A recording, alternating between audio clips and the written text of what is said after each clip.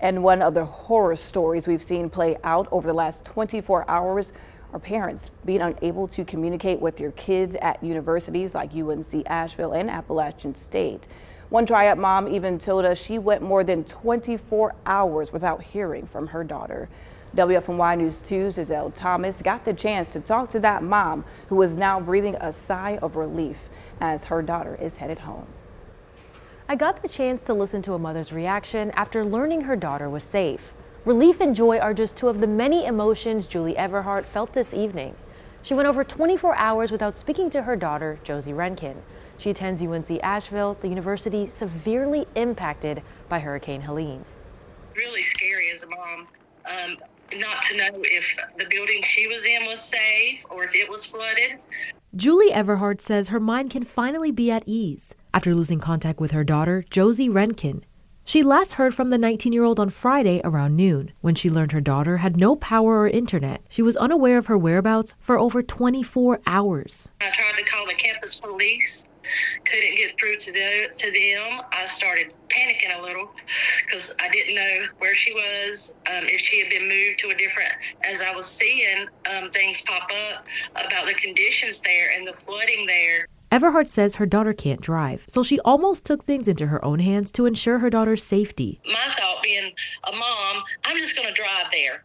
You know, I just want to pack up the car and get as close to her as I can so when the roads do open, I'll be closer and I can go get her. Around 3:30 this afternoon, Everhart got this text from Josie saying she was okay, but things got really bad. She said they had to wait 4 hours in line for gas before they could even leave. She said she saw flooding, cars all the way underwater, and she saw amazing and terrible things. Josie was able to hitch a ride back home with a few students. Everhart says she's thankful her daughter is safe. I thank Jesus. I've just been so happy ever since I heard from her. I just feel like a weight has been lifted off my shoulders. I can't wait to see her and hug her. Yes, I just love my daughter to death. In Greensboro, the community pitched in to help a mother and father of an Appalachian State University student provide food and water to students and families in need. I reached out this morning on Facebook to meet at our church, which is Alamance Presbyterian Church, and asked our community to please donate water. And so we will be leaving tomorrow for Boone, and we are taking water and snacks, and we have a friend that is with Triad Meat in Greensboro, and they are doing barbecue sandwiches. So we hope to help anybody in need at Appalachian. In just 5 hours, they collected 250 cases of water. People that gave the water, they're the heroes. We're just taking it up there.